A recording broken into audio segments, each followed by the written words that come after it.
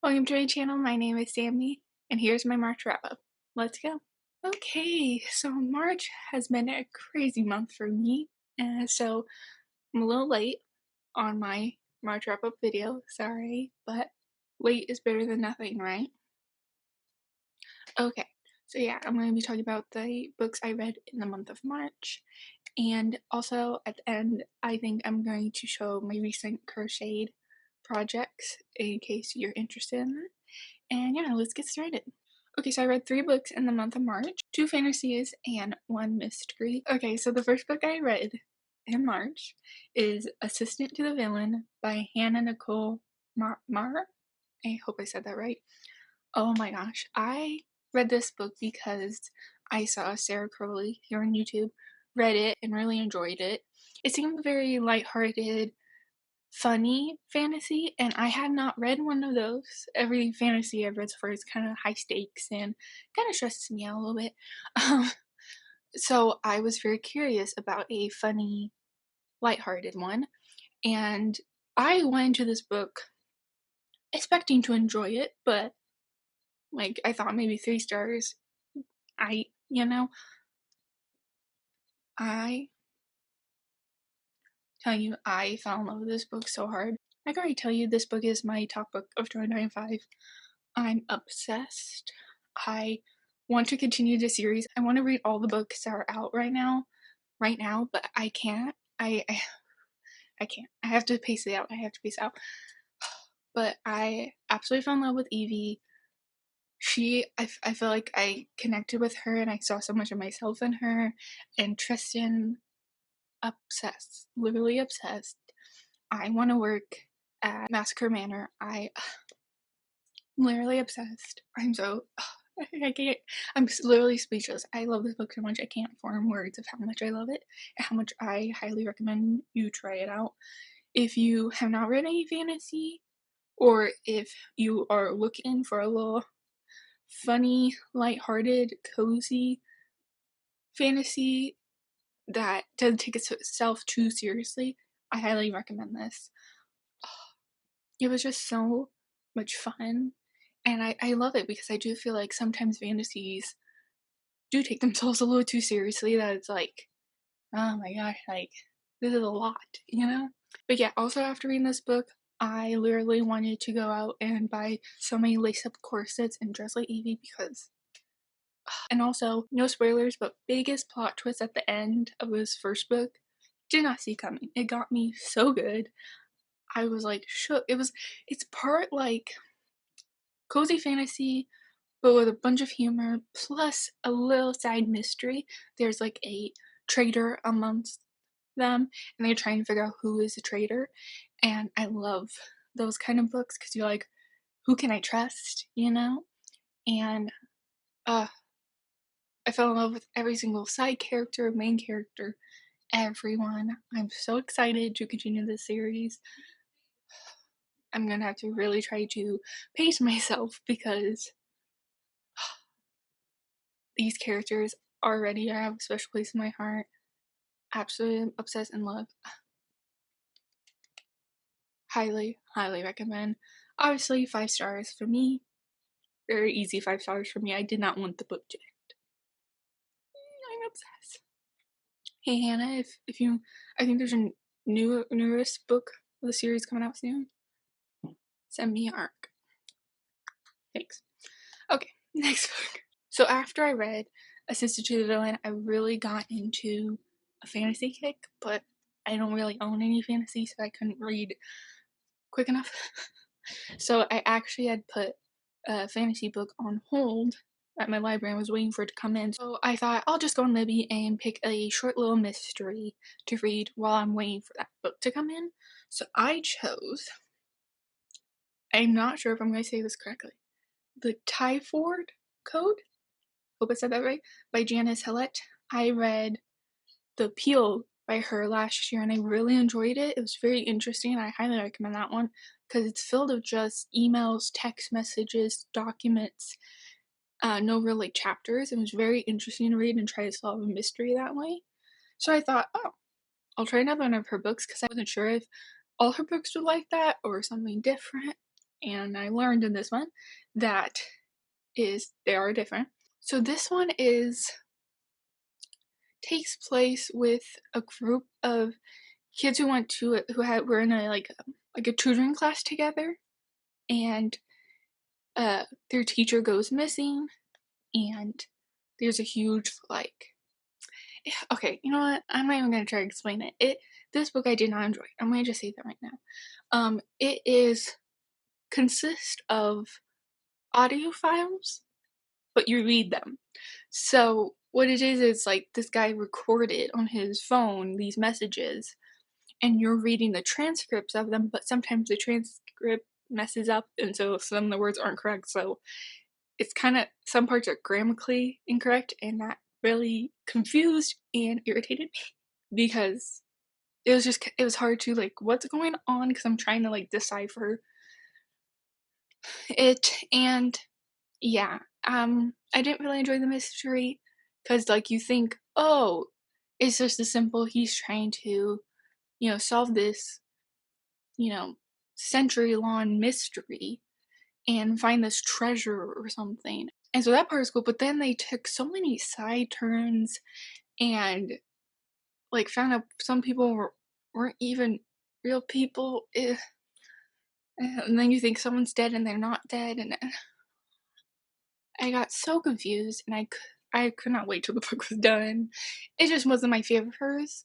I rated this one 3 stars because the mystery part was enjoyable, and I thought it was really cool that she did it in audio transcript. She has very creative, unique ideas to write a mystery different, through the, documents, emails, text messages. And this one, it was audio files, but written out, transcribed correctly, so you had to decipher it.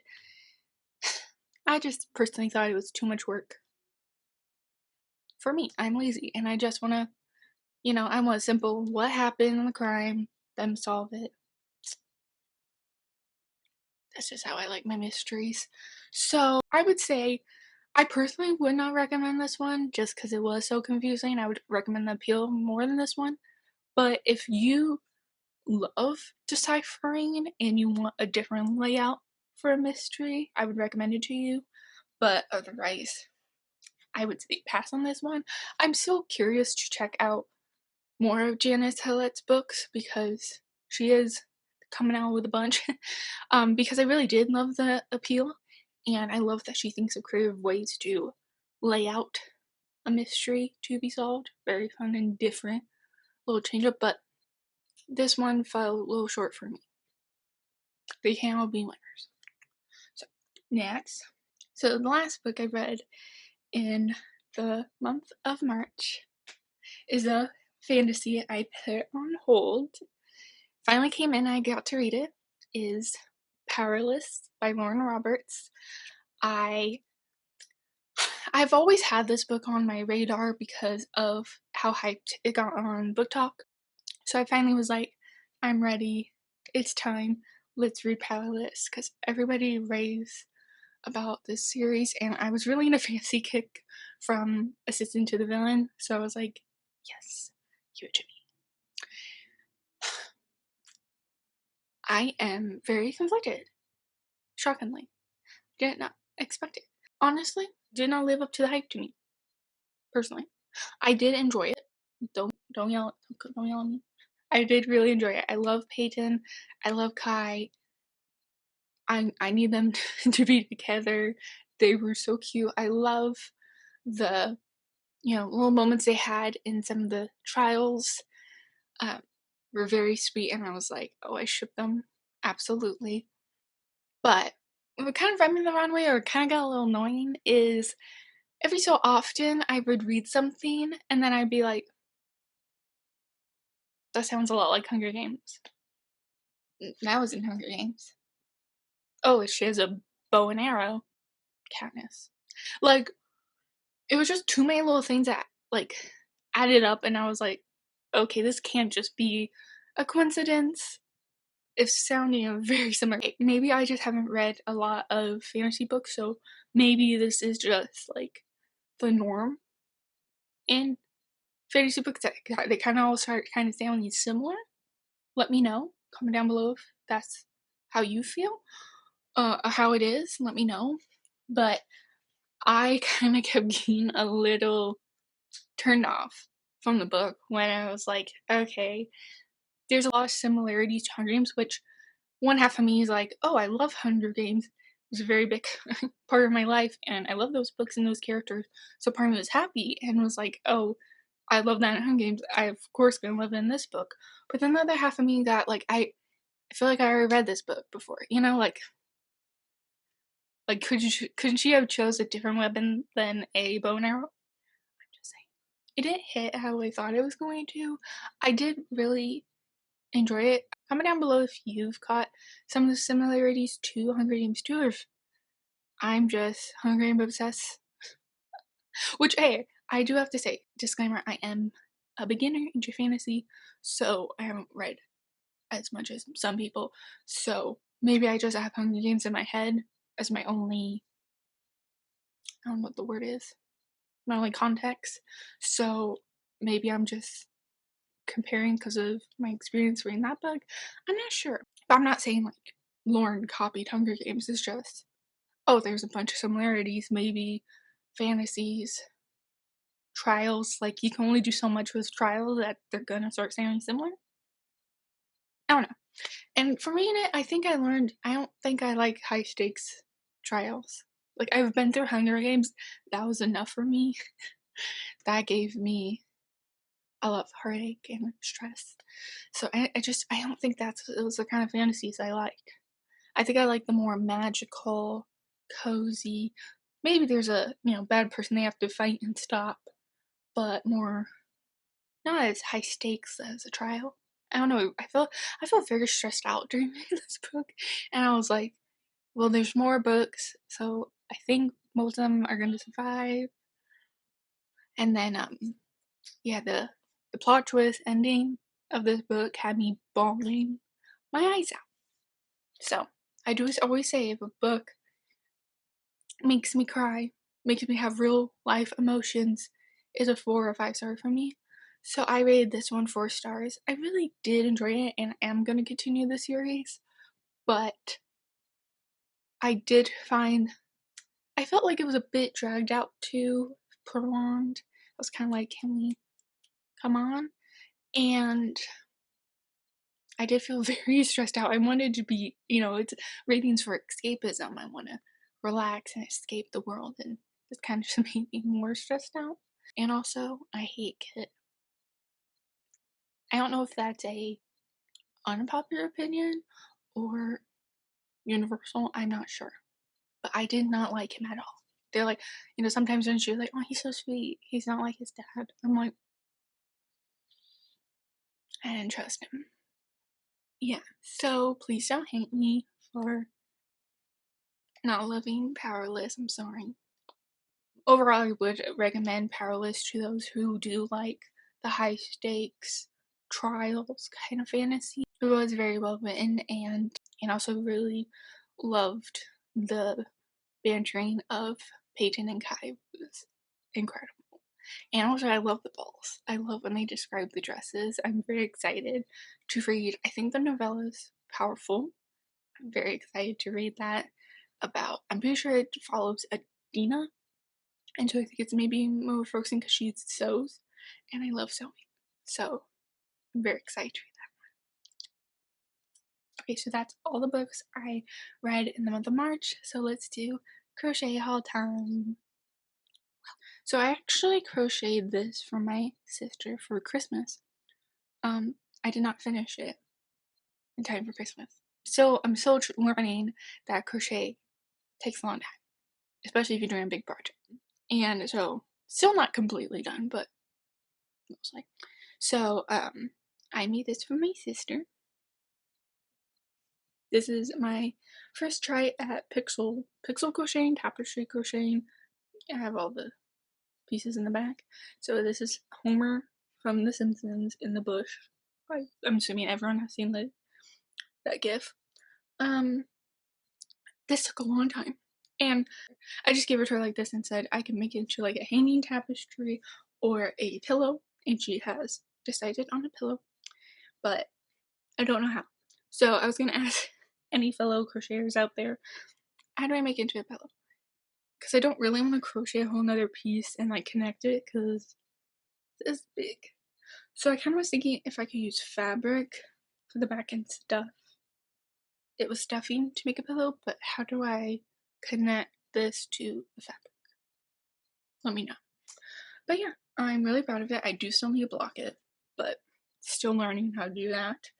But this took a long time, and it was the first time I like switched with a bunch of different colors, and I think it came out way better than I expected. So very proud of this. So with crocheting, I have gone into the grove of friend or family to know that I'm thinking about them, or if I know they're having a bad day, I crochet them a tiny little crochet guy and I give it to them. So I found this one on Pinterest and I thought it was hilarious, and my mom was not having the greatest day, so I made this for her. It's a baby bell cheese. How cute is that? It's a little baby bell cheese. I thought that was cute. I love unique, weird little crochet things. If you have any favorite free patterns, comment down below because I love it. And then the other little guy I just made recently is a ravioli. He's a ravioli. I need names. Do you have comment names for the baby bell and the ravioli? Let me know. Okay, and then the last one was a doozy. This I just recently finished this one. This one took a while. I actually created this pattern myself. Was a lot, but I'll put a picture was on Pinterest of this scarf, and it was the crime scene tape, the tape that they put outside crime scene, and I love the show CSI so much. So I was like, this is so freaking cute. I want to make it, and there's no pattern, so I decided to make it myself, and I did. So it says, "Do not cross, crime scene." Oh, there's crime scene, do not cross, and it just repeats crime scene, do not cross all throughout it. And then I did just a single crochet yellow on the back and connected them so you wouldn't see all this. Because this, I used the pixel tapestry technique to do it, and I'm obsessed. It is a little stiff because I have not blocked it. I procrastinate blocking because I don't know what I'm doing. But how stinking cute is this? Ugh. It's so cute. And I like it too because it's like, here in California it doesn't really get super cold, so I thought this is pretty thin, so like I could just, wear as an accessory more than for warmth, and I'm obsessed. I love it so much.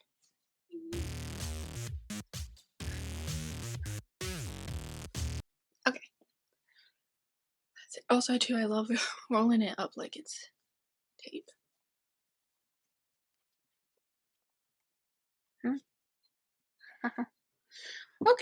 Okay, so that's my crochet haul, and I think that's it for this video. Thank you so much for watching. Please like and subscribe. It means so much to me, and I'll see you in my next video.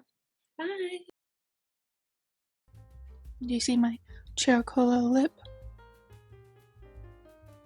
It was the first time I did it, so it's probably not perfect, but it's Fenty lip liner traced out, and Cherry Amour lip. Is this a balm thing? Gloss balm. Gorgeous. Oh, also I got this dress recently from the thrift store. Like $8.